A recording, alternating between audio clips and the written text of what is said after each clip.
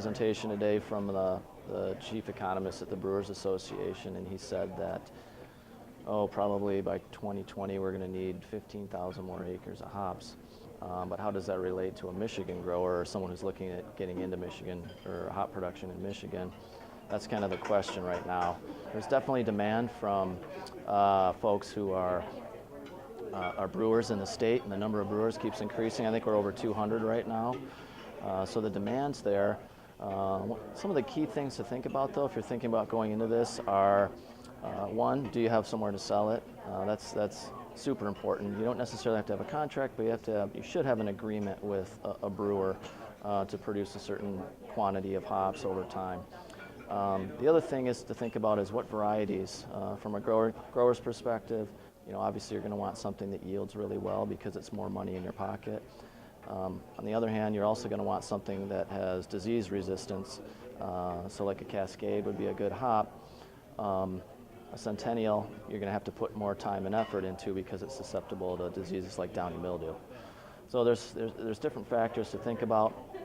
The other thing to think about is it's not just the growing of the plant. There's a lot of successful, great farmers out there. It's easy to ruin a hop plant or a hop cone after you've already harvested it. So the harvest process, the post-harvest process, the pelletizing, the infrastructure that goes into that, cold storage, certified MDARD facility, vacuum sealer, packaging. There's all these costs that happen post-harvest that a lot of folks don't think about that they're going to need to consider. The climate's the one big thing out there. I mean, they're already growing right now. We don't even have anything sprouted in Michigan. I think we can make up for that. We're right at the perfect parallel, 45 degrees, which it's what the hop grows best right around the world. It's about 40 to 55 degrees parallel, so we're smack dab in the middle of that. So we are an ideal environment. We have ideal soils here. The issue is the humidity for the most part. In Yakima, they can get yields in their first year. They get about 8 inches of rainfall a year. Here, we probably just got that in the last 3 days, I'm guessing, close to that.